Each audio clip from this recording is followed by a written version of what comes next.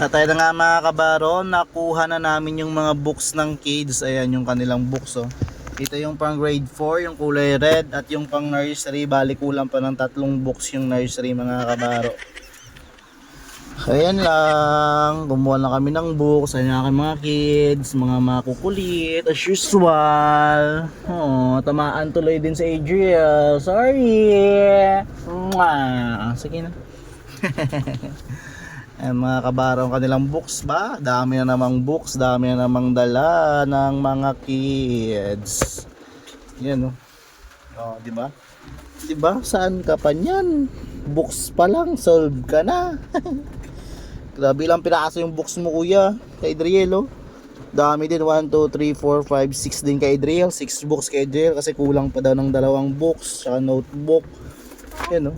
May kasama ng notebook tsaka books mga kabaro. O diba? Iwan buko. Ano, books pa lang sold na. Kaya study hard kayo ha. Adriel and kuya, study hard, okay? Okay po. Aba, books pa lang solve na tayo. Kaya ang gagawin nyo is study well, study hard. Okay? Okay. Yeah. Let's go mga kabaro. Thank you for watching. Let's go.